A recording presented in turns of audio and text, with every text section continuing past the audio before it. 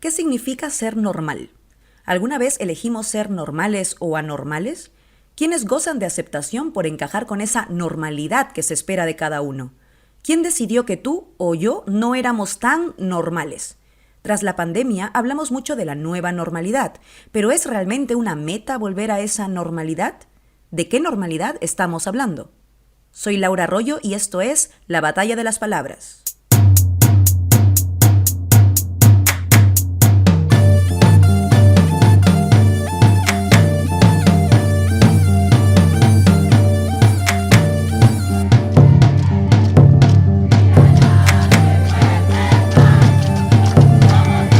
La Batalla de las Palabras.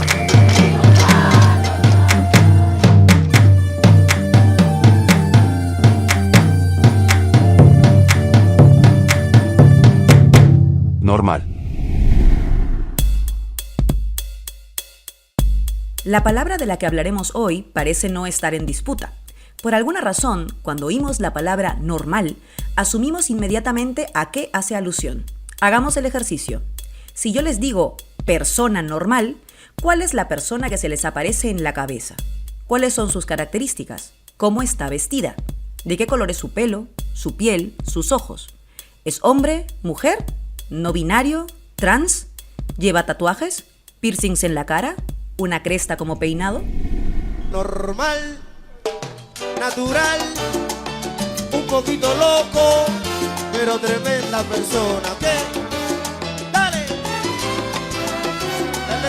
Hay palabras como normal que asumimos como parte de nuestro léxico cotidiano, palabras que hemos, curiosamente, normalizado. Es imposible pensar en la palabra normal sin pensar en la palabra anormal. Es imposible pensar en la palabra normalidad sin pensar en la palabra excepcionalidad. O incluso, tras la pandemia, qué difícil se nos hace pensar en la palabra normalidad sin recordar el periodo del COVID-19 previo a las vacunas. ¿Recuerdas cuánto nos decían que volveríamos a una nueva normalidad? ¿Hemos vuelto? ¿Es realmente nueva? ¿Qué significa eso de nueva normalidad? Analistas, pensadores, artistas, políticos, etc., suelen manejar el concepto de lo normal de manera subjetiva. Es así que algunos y algunas pueden ser considerados anormales, degenerados, excéntricos, extraños, peculiares, etc. Y asimismo, determinadas características construyen a un sujeto normal dentro de unos parámetros para nada naturales. Hablemos de esta para nada inofensiva palabra. Para entender cómo llegamos hasta aquí, Jaime Rodríguez nos habla de la palabra normal en la sección Étimo.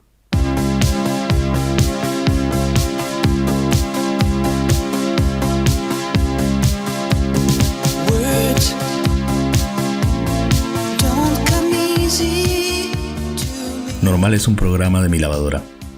Es broma, esa es una canción de Viruta que escucharán al final del programa. Normal viene del latín norma, más el sufijo al, que indica relación o pertenencia. El castellano está lleno de estas construcciones: nacional, magisterial, demencial. Bueno, lo importante aquí es el vocablo norma, porque normal es lo que se atiene a la norma.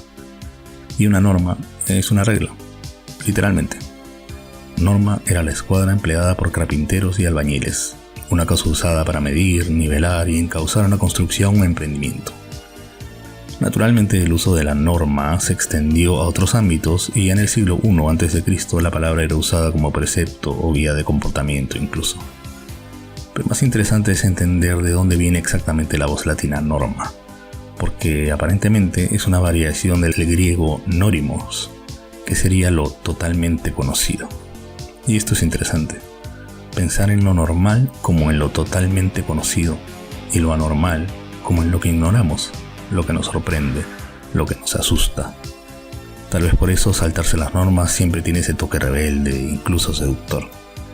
Pero por otro lado, en términos de salud, por ejemplo, estar normal siempre es deseable, porque lo contrario es estar enfermo. El doctor me ha dicho que estoy normal, qué alivio.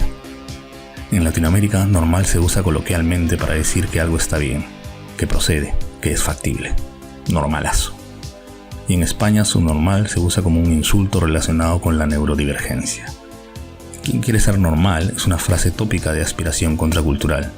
La normalidad es la dictadura de la mayoría, es otra. Son frases bonitas, ¿no? Yo suelo escuchar canciones a un volumen normal. Hoy hace un día con temperatura normal. Soy una mujer normal. Lo normal como remanso de tranquilidad. Lo absolutamente conocido que decíamos. Pero, ¿te has preguntado alguna vez por qué los genios no son normales? Y ya no hablo de Van Gogh, qué sé yo, Mozart. ¿No será que lo normal, el modelo, la norma, no es muy compatible con la creatividad? Hablando de genios, voy a citar a uno. Todos crecimos sin entender y todavía me siento un anormal. Salud.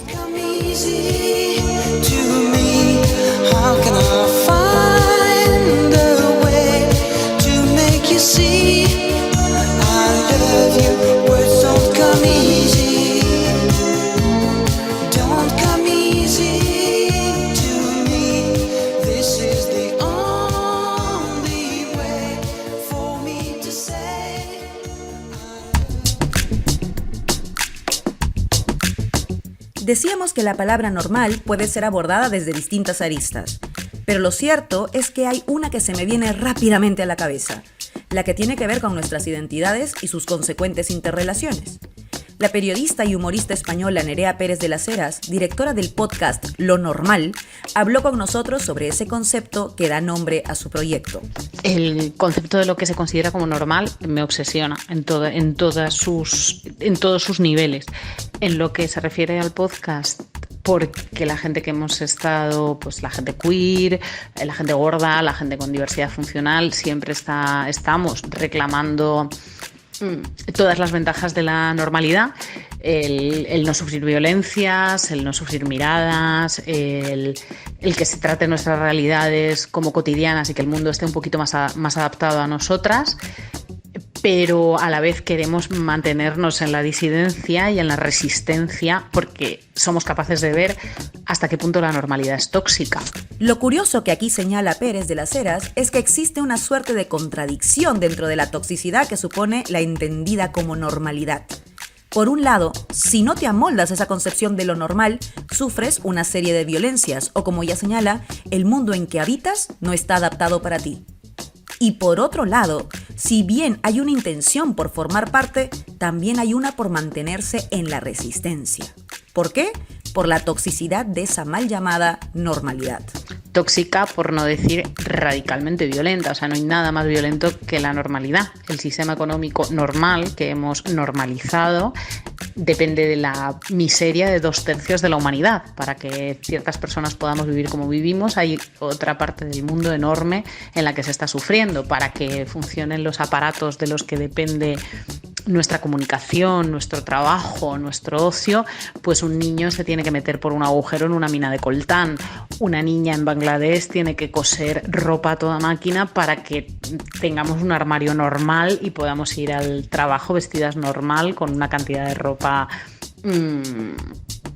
de fast fashion que nos está ahogando, que está ahogando el planeta y que lo sabemos, pero es normal, eso está incorporado perfectamente, o sea, todo ese disparate está incorporado perfectamente a la normalidad.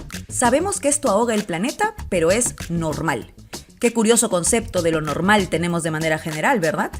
Una normalidad tóxica, por un lado, pero también perversa en lo humano, en ese quiebre de colectividad que en lugar de apuntar a la búsqueda de justicia social, fin de las desigualdades, etc., apunta a invisibilizar determinadas situaciones perversas en beneficio de ese concepto de lo normal. ¿Es normal que las mujeres desarrollen casi exclusivamente todas las labores de cuidado sin que se reconozca que estas labores son trabajo? Y sin embargo, esto parece ser lo normal. ¿Es normal que una persona de tallas grandes no pueda encontrar ropa ni zapatos para utilizar en la mayoría de las tiendas de su país? ¿O es normal que casi nunca veamos a ningún referente de cuerpos anchos, curvilíneos, racializados en la publicidad de las grandes tiendas por departamento a nivel mundial? Y sin embargo, eso parece ser lo normal. Gorditas, no somos menos bonitas. Hay una ley en la calle que no sé quién coño impuso. Seguramente un agente con el gustito en el culo que dice que una mujer debe ser de una manera, con unas ciertas medidas, y las demás quedan fuera. Hay que romper en pedazos ese tipo de simpleza en que unos tontos dictan nuestro canon de belleza. Somos mucho más que un cuerpo, somos alma e intelecto, somos la fuerza del mundo, el motor del universo. Así que, gorditas, no somos menos bonitas de arriba, con ese orgullo redondo a la forma. No importa nada, es el fondo, me caso.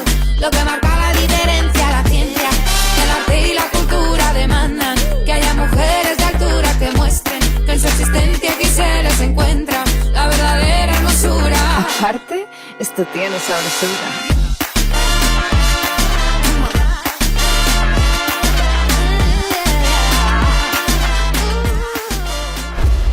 La pregunta entonces es, ¿por qué queremos calzar en este modelo de lo normal? Porque, ojo, no nos mintamos. ¿Acaso no nos esforzamos absurdamente todo el tiempo por calzar dentro de esa forma de entender lo normal? ¿No hay miles de páginas web, cursos de gimnasio, médicos, cirujanos, especialistas, etcétera, a quienes muchas mujeres, por ejemplo, acuden para volver normales sus cuerpos y sus figuras? ¿Cuál es la ventaja de encajar en esa forma de entender lo normal? Nuevamente, Pérez de las Heras. El ser normal, el ser normativa, por ejemplo, ser normativa físicamente para las mujeres es deseable no por otra razón más allá de que el sistema lo premia.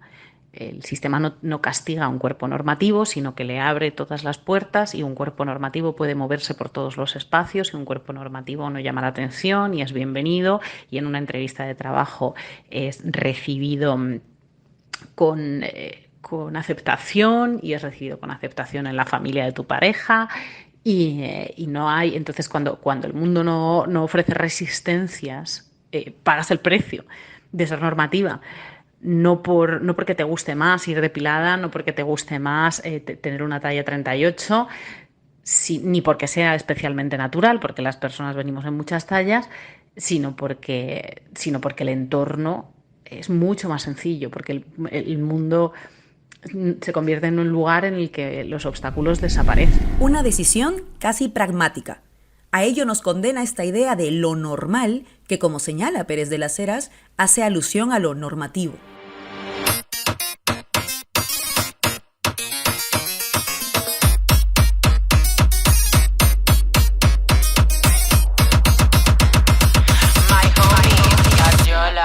Estamos todos en el club, yo quiero bailar. Estamos todos en el club, yo quiero chingar. Con un tío bueno que no exotice y que no joda ni me pise. Estamos todos en el club, yo quiero bailar. Estamos todos en el club, yo quiero chingar. Hablamos de lo estético, pero no solo de lo estético. Hablamos de toda una forma de entender el funcionamiento y las interrelaciones entre los sujetos, donde algunos encajan y otros no. Lo sentimos. No nos llames, te llamaremos.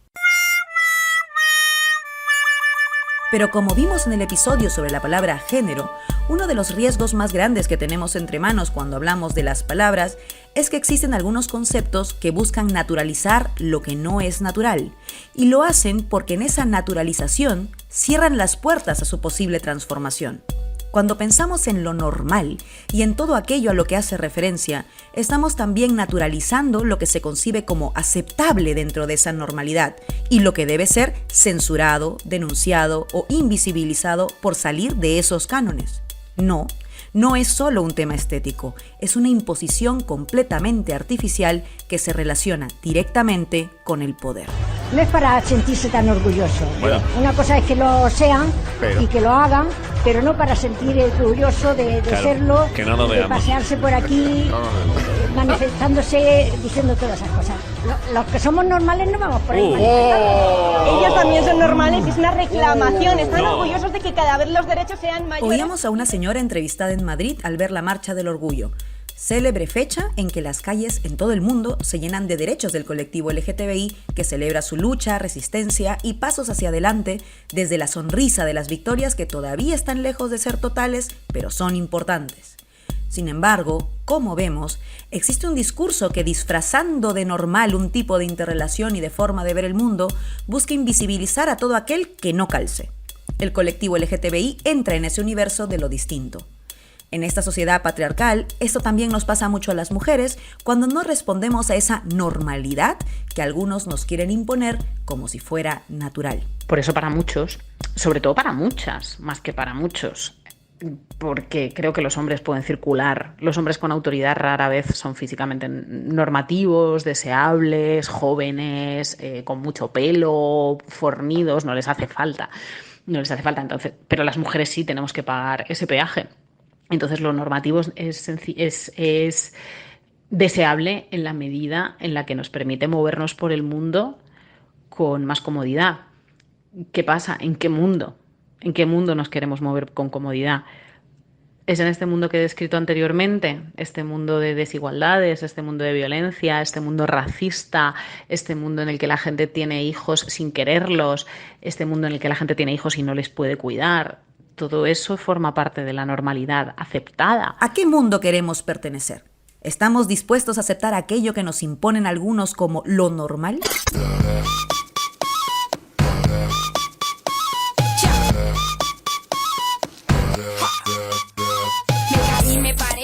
Me subí, me fui contra la corriente y también me perdí, fracasé, me encontré, lo viví y aprendí. Cuando te pega fuerte, más profundo es el beat, sí. Sigo bailando y escribiendo mis letras, sigo cantando con las puertas abiertas, atravesando por todas estas tierras y no hay que viajar tanto para encontrar la respuesta. Hey, no te preocupes si no te aprueban, cuando te critiquen, tú solo di. Soy yo.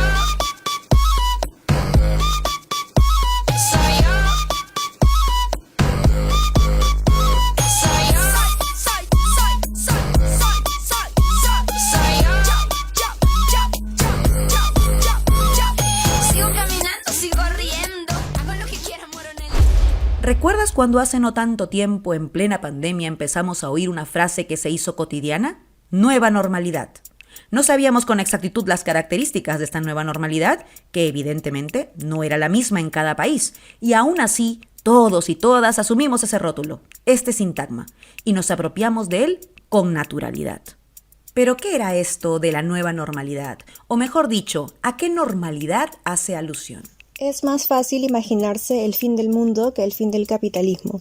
Es una frase que recoge Mark Fisher en su libro Realismo Capitalista.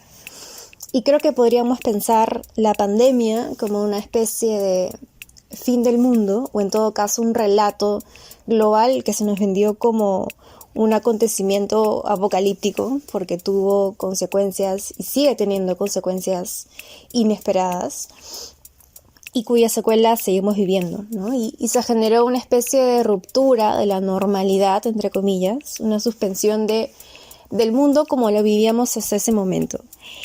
Y se nos vendió también un relato bastante grande.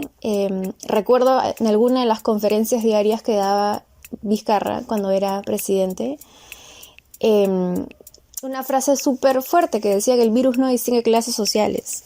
Y en realidad el virus lo que hizo fue visibilizar las costuras que tenía nuestro sistema y mostrarnos en vivo y en directo todas las mañanas en los noticieros la enorme precariedad y la desigualdad que existe en el país. Y las consecuencias de tener un Estado reducido a su mínima expresión y las consecuencias de una impronta y un discurso del emprendedurismo y del sálvese quien pueda, brutal. Y creo que fue en ese momento en el que la gente se dio cuenta que el Estado falló en su tarea primordial, que es cuidar de sus ciudadanos. Y entonces cada uno debía cuidarse como podía.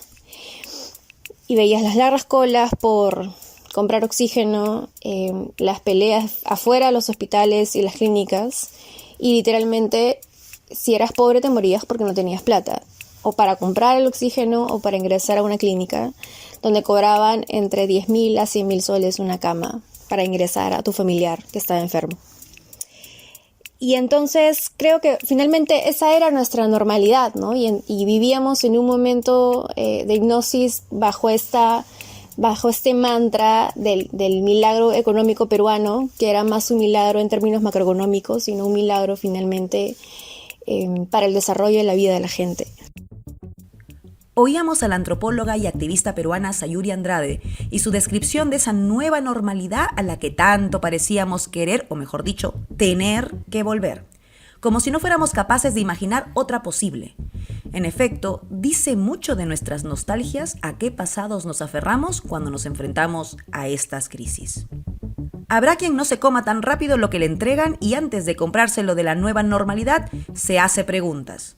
Porque lo cierto es que esa normalidad antigua tuvo muchísimo que ver en la forma en que la pandemia nos trató, en la forma en que golpeó más a algunos países que a otros, en la forma en que algunos murieron no solo por el virus, sino por la incapacidad de pagar por la salud, que debería ser un derecho garantizado y gratuito, o en la forma en que las vacunas llegaron antes a algunos y no a todos, por cierto, algo que sigue ocurriendo con algunos países de África.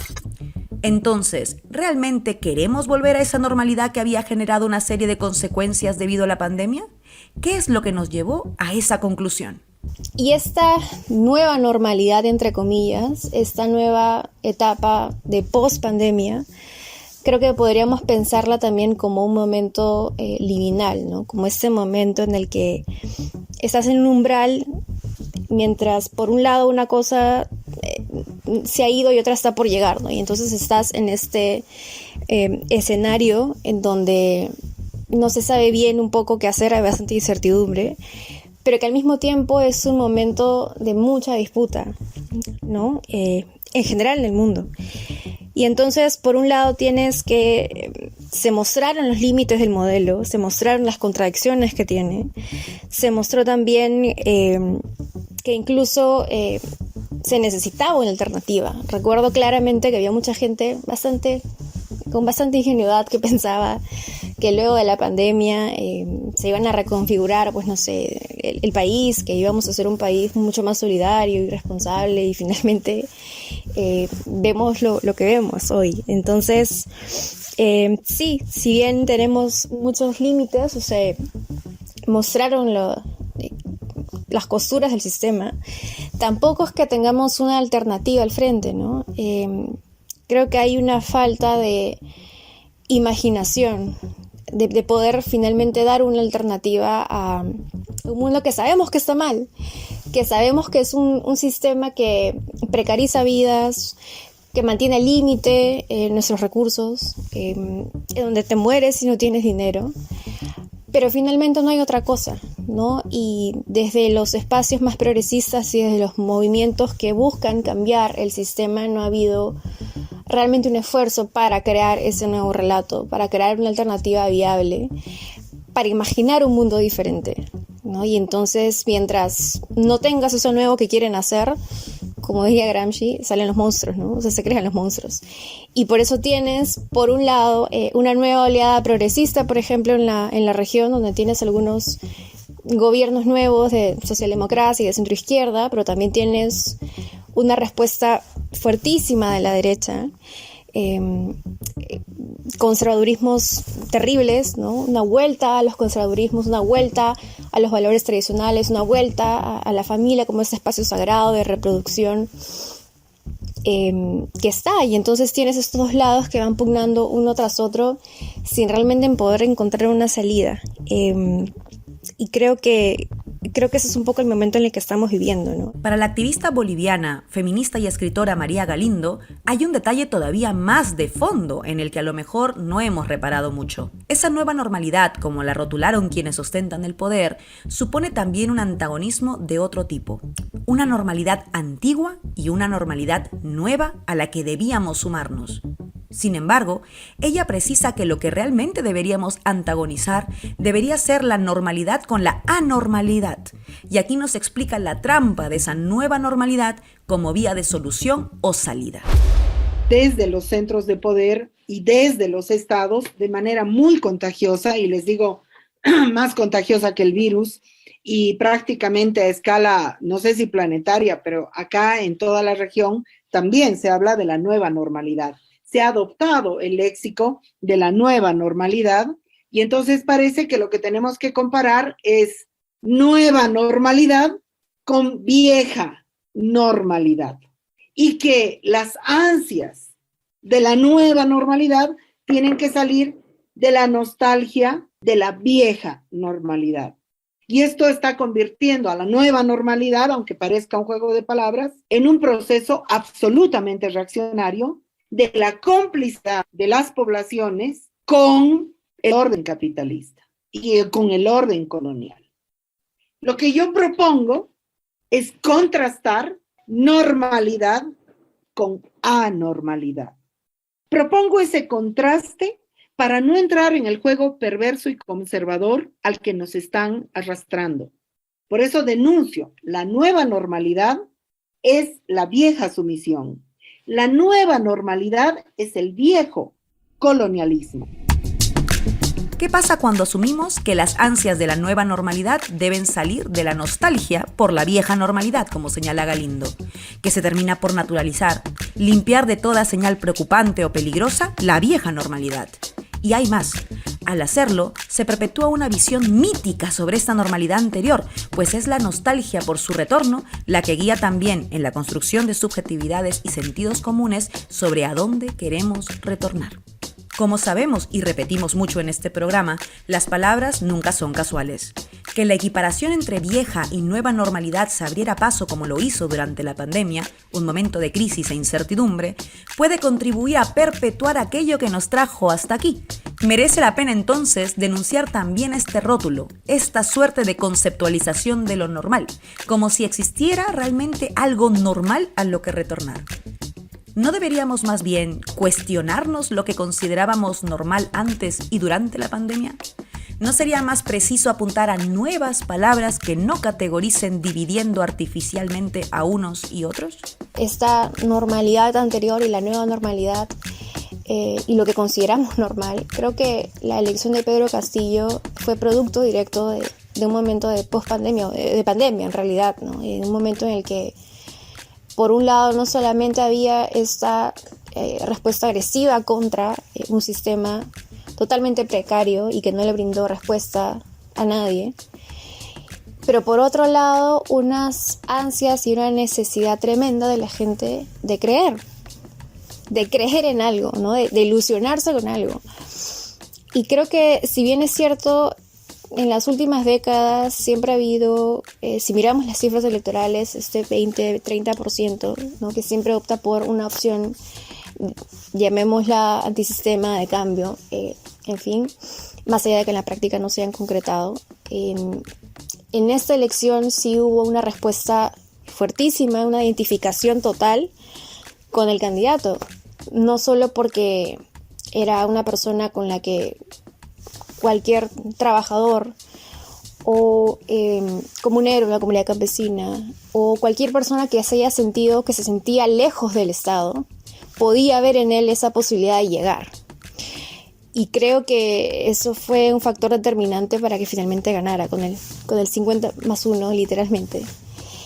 Entonces sí, creo que su elección, leyéndolo en retrospectiva, nos puede dar también esa mirada, ¿no? Esa necesidad, luego de un momento de trauma, buscar creer, buscar imaginar que hay algo más. Y creo que también en esa línea, la elección de Pedro Castillo lo que hizo fue romper con un orden hegemónico, ¿no? Digamos, comillas, normal en nuestro país, en donde las élites gobernaban, ¿no? Para el resto, el 1% sobre el 99%. Y creo que esa línea se rompió.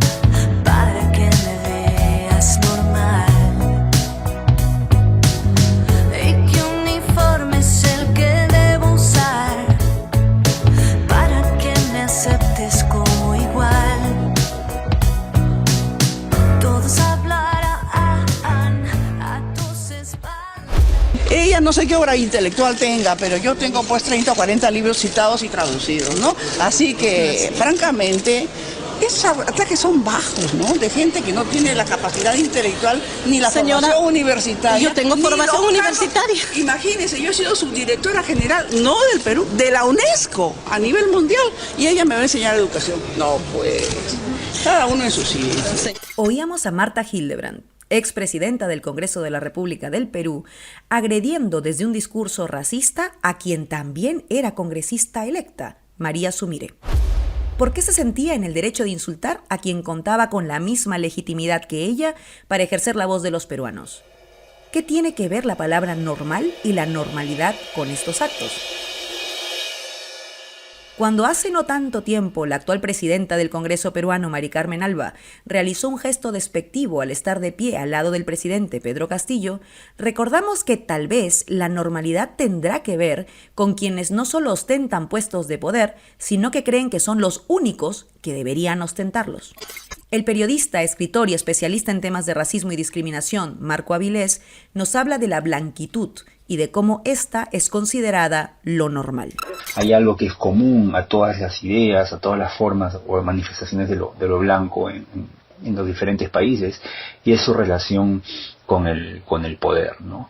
Lo blanco es una forma de vivir, es un tipo de experiencia privilegiada muy cercana al poder, ¿no? Las personas blancas, en comparación con el resto, con quienes no la son, están, por el hecho de ser blancas, por el hecho de haber crecido blancas, por el hecho de pensarse blancas y por el hecho de ser leídas como personas blancas, están mucho más cerca del poder, de los derechos y de privilegios que el resto de las personas en la sociedad. Y esta característica no se puede explicar sin recurrir a la historia de colonización de las Américas, ¿no? Lo blanco es indesligable de la historia de colonización de las Américas. Y lo blanco, como lo no blanco, o las otras categorías que se entienden como no blancas, como indio, negro, etcétera, son categorías políticas de clasificación de la gente, ¿no? Entonces, cuando pensamos en qué cosa es lo blanco y qué fue lo blanco y qué sigue siendo lo blanco, una forma de entenderlo es como una categoría que clasifica a la gente, que separa a ciertas personas que se piensan y que son pensadas como blancas, ¿no? Las separa porque entiende que esta forma de ser de estas personas es especial, ¿no? Es especial y tiene una jerarquía distinta a las demás, ¿no? Asociada al poder. Y esto se manifiesta, por ejemplo, en la belleza, en la cultura, cuando vemos telenovelas, y en Latinoamérica pues nos educamos viendo telenovelas. Las personas que protagonizan estas historias suelen ser personas blancas, ¿no? Si uno ve la literatura, por ejemplo, ¿no? La literatura en Estados Unidos, en España y en Latinoamérica está en gran parte dominada por personas blancas, por personas no indígenas, por personas no negras, son personas blancas, ¿no? Entonces uno se pregunta por qué estas cosas son así, a qué se debe. ¿Se debe a que son las personas blancas mucho más inteligentes que el resto de las personas que viven en estos países? Y la respuesta obviamente es no, ¿no? Y la ciencia nos respalda, porque ya estas ideas de que las personas genéticamente somos distintas, ¿no? Tenemos diferentes jerarquías, esas ideas ya quedaron como obsoletas, ¿no? Los invito a preguntarse, llegados a este punto, ¿a cuántos escritores no blancos han leído en el último año? ¿O a cuántas obras de teatro dirigidas o escritas por no blancos han asistido? Es importante como distinguir dos cosas, ¿no? A veces es mejor hablar, en lugar de hablar de lo blanco, hablar de la blancura como un concepto que ayuda a definir el color de piel, ¿no? La piel es blanca, ¿no? La blancura relacionada al color de la piel. Y la blanquitud relacionada a las estructuras de nuestra sociedad colonial, ¿no? La forma que tiene el poder en nuestros países, ¿no?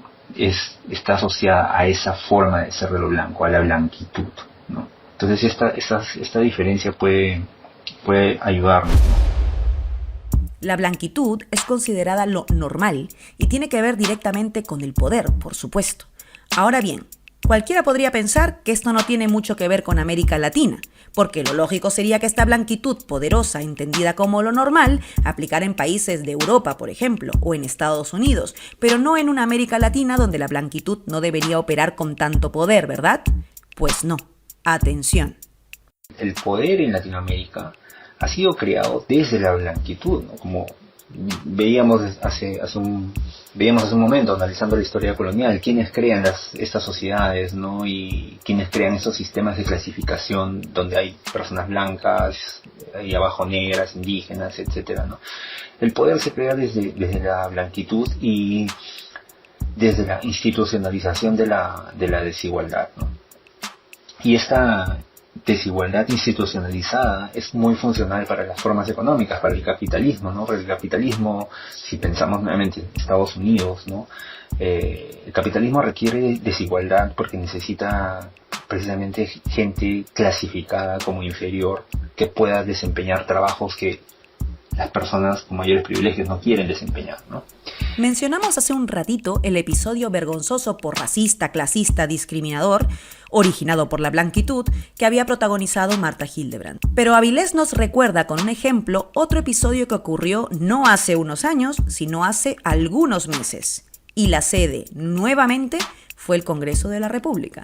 Ese Congreso que se supone que es la casa de todos y todas las peruanas, al margen de su procedencia, lengua originaria, posición política, género, raza, etc. Quizás para entender esos conceptos que normalmente se discuten, ¿no? en la academia, en el activismo, en salones de clases, pueden ayudar los ejemplos, ¿no? Para mí los ejemplos los casos, ¿no? son ideales para entenderlo, ¿no? Y recuerdo, por ejemplo, cuando el presidente del Consejo de Ministros peruano, Guido Bellido, fue al Congreso el 2021 para presentarse, dar un discurso.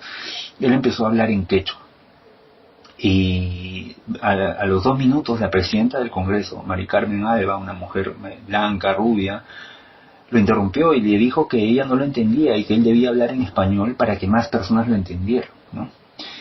Y este caso podría ser interpretado como un exabrupto, como un ejemplo del mal carácter de esta persona, pero en realidad es una actitud recurrente, ¿no? Mari Carmen Alba, la presidenta del Congreso actual, se ha portado de la misma manera que antes se portó Marta Hildebrandt, que también fue presidenta del Congreso y que impedía que los congresistas hablaran en quechua en el Congreso, ¿no? Pero además, si abrimos un poco la mirada, es la misma forma en que autoridades en países como Brasil, Bolivia, Ecuador, México, Argentina, ¿no? Suelen ejercer el poder. Y ahora, no es simplemente racismo esto, ¿no? Porque nuevamente volviendo a lo blanco, a la blanquitud como categoría de clasificación de la sociedad se construye en oposición a las cosas que no son blancas, ¿no? Las personas blancas se piensan blancas en oposición a las personas que no son blancas. Entonces, cuando Mari Carmen Alba evita que el ministro Bellido hable en quechua, está construyendo esa oposición entre el español y el quechua, ¿no? Entre lo blanco y lo no blanco. Y lo blanco como dominante pues tiene ese peso.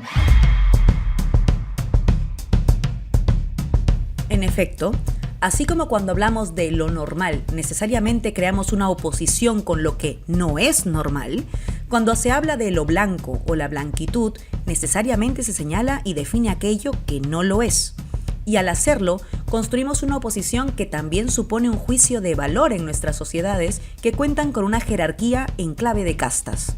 Para Avilés, no solo tenemos un sistema de castas, sino que al entenderlo así, entenderemos también lo que él define como monstruosidad de la blanquitud, un rótulo muy preciso para la palabra de la que hoy estamos hablando. Visto desde otro punto de vista, ¿no? La blanquitud es una aberración, ¿no? Es una aberración, y la monstruosidad de la blanquitud radica en que precisamente es una monstruosidad que se plantea como normal, ¿no? Si pensamos nuevamente, ¿no? En qué cosa era la categoría blanco y la categoría no blanco, pues son como categorías que sirven para clasificar a las personas y no solamente para el censo, ¿no? Sino los poderes coloniales han clasificado a la gente pues para atribuirles una función dentro de la sociedad, ¿no? Las personas blancas más cercanas al poder y las personas no blancas, indígenas, negras, etcétera, pues más relacionadas al trabajo, ¿no? Al trabajo físico. Entonces, lo monstruoso de la blanquitud es que hay personas que se convencen de que son blancas y de que ser blancas las vuelve especiales. Y además, estas personas que se convencen de ser blancas y de que son especiales, convencen a las personas que no son blancas de que no son especiales y de que son básicamente subhumanas, ¿no? Y en una iteración más de la monstruosidad, estas personas que se convencen de ser blancas y que convencen a otras de que ser blancas es algo terrible, también convencen a las otras personas de que la forma de alcanzar la felicidad es a través del blanqueamiento, ¿no? Es siendo blancas, ¿no? Este ejemplo o este esquema que he planteado es el esquema de la sociedad de castas, ¿no? Donde para tú ascender en la sociedad, en una sociedad terriblemente piramidal, no solamente tienes que hacer bien tu trabajo, sino tienes que ver con quién te casas, con quién te juntas, con quién tienes hijos y estas relaciones, qué tipo de hijos te dan, ¿no? La sociedad de castas colonial está hecha para que las personas se blanqueen a través de las generaciones, o por lo menos crean que se van a ir blanqueando a lo largo de las generaciones, ¿no? Este es un podcast de palabras, y por lo mismo nos pareció muy interesante una reflexión de Avilés al respecto de las palabras utilizadas por ciertos gobernantes para hacer alusión a quienes se manifiestan por diversas razones en distintos países. Esto resulta revelador, pues para entender lo normal es preciso, como decimos, entender también las posiciones de poder. Por tanto, un gobernante, desde su posición de poder, es capaz de trazar esa línea entre lo que él considera normal y lo que no. Y para ello utiliza las palabras, porque sabemos lo poderosas que son. Nuevamente, Avilés. ¿Qué pasa en Latinoamérica? Hay algo que a mí me parece sumamente interesante y a la vez doloroso, ¿no? Los presidentes, antes de ejercer la represión contra los manifestantes que están pidiendo cambios en el modelo económico, que están pidiendo cambios políticos, que están luchando por derechos, etcétera. Los presidentes, antes de reprimir a la gente, antes de violentar a la gente, suelen calificarla, ¿no? Entonces, como una de las primeras violencias que ejercen es a través del lenguaje, ¿no? Entonces yo notaba, por ejemplo, que en Ecuador el presidente Lasso llama vándalos a las personas indígenas que están protestando, ¿no? Piñera llamaba también a las personas que protestaban enemigas. Bolsonaro, ¿no? Llama directamente a los que protestan terroristas y marginales. Yanín Áñez en Bolivia llamaba satánicos, ¿no? Alan García abiertamente les llamaba perros, ¿no? Perros del hortelano. Vándalos, enemigos, terroristas, marginales, satánicos y perros. No, las palabras no son casuales ni tampoco inofensivas, del mismo modo que el poder sigue siendo ejercido bajo las mismas prácticas entre unos países y otros. Y estas prácticas del poder se relacionan con lo que concebimos como normal y que los mismos personajes políticos e influyentes perpetúan como un dogma que pareciera natural, aunque no lo es. Y a mí me sorprendió mucho que Pedro Castillo, siendo sindicalista, ¿no?, en el Perú, usara también este tipo de violencia lingüística antes de violentar a la gente abiertamente, ¿no? Y Castillo llamaba a las personas que estaban protestando hace unos meses contra su gobierno como malintencionados y pagados, ¿no? Y lo de Castillo me parece sumamente interesante porque siendo una persona del campo, un campesino, un profesor rural, pues confirma que ser una persona racializada como inferior y llegar al poder no significa muchas veces cambios sustanciales en la forma en que el poder es ejercido, ¿no? Y tal vez este es un reto fundamental. Para entender cómo cambiar la forma en que el poder se ejerce, necesitamos también trazar nuevas palabras y cambiar las concepciones que perpetúan estas formas de ejercicio del poder en clave abusiva, discriminadora e injusta. Normalizar estas prácticas es lo que nos trae hasta aquí. Del mismo modo, pensar que existe algo así como lo normal, entendido como aceptable o respetable, versus quienes no se encuentran dentro de esta concepción de lo normal, sostiene un modelo de opresión e injusticia. No caigamos en la trampa. Si lo normal es aquello a lo que nos acostumbramos, pues nos tocará crear nuevas costumbres, ¿verdad? ¿Cómo salimos de estas falsas nociones de lo normal que terminan por discriminar y oprimir? Para Nerea Pérez de las Heras, desde esa contradicción de la que nos hablaba sobre pertenecer y a la vez mantener la resistencia, la clave viene por reclamar las dos cosas: pertenecer y seguir siendo disidencia. Por eso nos inventamos otros espacios en los que se cuestiona la normalidad, que se llaman espacios de disidencia y que son muy necesarios. Entonces, siempre estamos viviendo en la contradicción de qué hacer. Si hacernos fuertes en esos espacios de disidencia, mantenernos en esos lugares, en los márgenes, defenderlos, vivir allí, o reclamar nuestro espacio en la normalidad. Aunque sea mucho trabajo, creo que hay que reclamar las dos cosas. No hay que dejar que la normalidad nos absorba, hay que intentar empujar para que nos encontremos más cómodos en espacios mainstream, por un lado.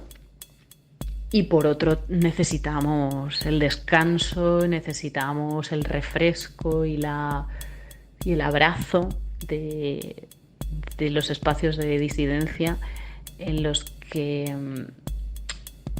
lo normal es, pues, pesar 100 kilos, ser una persona no binaria, tener más de una pareja, no tener hijos, no consumir o consumir lo mínimo, desear no trabajar, no tener aspiraciones que tengan que ver con el mundo corporativo. Eso también hay que mantenerlo. Para Marco Avilés, la clave está en rediseñar los estados para extirpar la blanquitud de la que nos ha hablado con tanto rigor. Entonces, si pensamos en que el poder, ¿no?, y el Estado se ha construido desde la blanquitud, poder tener o aspirar a tener estados mucho más democráticos que permitan la disidencia, que permitan las luchas, las revoluciones, etcétera, va a depender mucho de que estos estados sean pues rediseñados para, si es posible, extirpar la blanquitud, ¿no? Si algo así es posible, ¿no? Pero mientras la blanquitud no se enfrente como un fenómeno, pues vamos a seguir repitiendo un poco este largo drama, ¿no?, de décadas donde muchas veces políticos de izquierda terminan convertidos en políticos abiertamente de derecha, ¿no? Para Sayuri Andrade, la clave está en imaginar un otro mundo posible.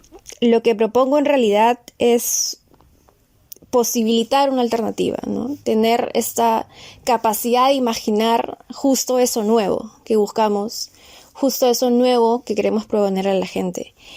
Y hoy, en un mundo en el que está atravesado por crisis económica, por inflación, por una crisis alimentaria que se viene pronto, por crisis ambientales sucesivas, creo que lo que hace falta es eso, es buscar una alternativa. Y por eso vuelvo a la primera frase que cité, que es esta sobre cómo no hay salida, ¿no? Y parece siempre que no hay ninguna alternativa. Y creo que lo que debemos hacer ahora es buscarla, tratar de ensayarla, ¿no? Y de imaginarnos lo que puede venir.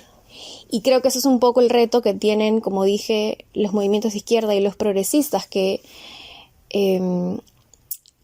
se ha colocado el énfasis mucho en el desmantelamiento del sistema y en mostrar la precariedad y en mostrar que ese sistema no es viable, y no tanto en mostrar cuál es el camino.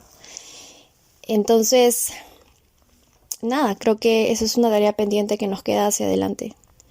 O el futuro, que ya no es el futuro, que es el presente, y sobre las distintas pandemias que vendrán, porque por cómo avanza, es muy probable que una nueva pandemia de ese tipo nos agarre otra vez y entonces no debiera agarrarnos desprevenidos. Hablar de normal significó que pensemos en muchos espacios distintos en que el concepto de lo normal o la normalidad fuera recurrente. Esta palabra que usamos cotidianamente encierra mucho más de lo que pensábamos. No olvidemos que las palabras definen comunidades de sentido.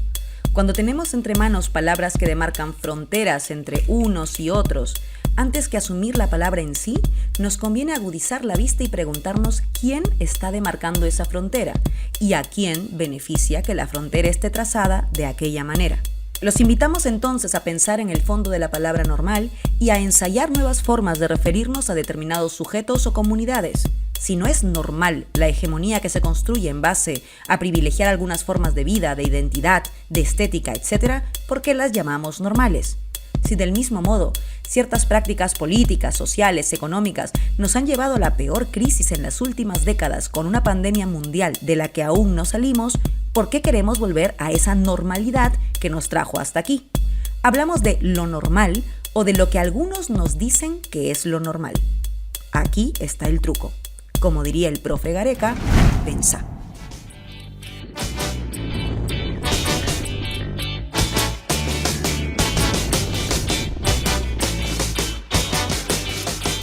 Normal es un programa de mi lavadora, uno de los botones de mi nave espacial. Mi cuerpo es diferente como y muerdo a deshora, y no soy un humano normal. La Batalla de las Palabras es un podcast producido por Nuestra América TV con el apoyo de Latindad. En la producción ejecutiva está Carlos Bedoya, en el sonido Fernando Echevarría, en la coordinación Omar Olivares y en las redes sociales Cristian Peralta. En la producción Jaime Rodríguez. Yo soy Laura Arroyo y nos escuchamos la próxima semana para seguir buscando la palabra justa. No quiero formar parte de su mundo real, lo siento, pero yo vengo de Marte para regalarte lo raro que soy. No quiero heteronormativizarte, mira que tienes arte. ¿Dónde vas? Yo voy.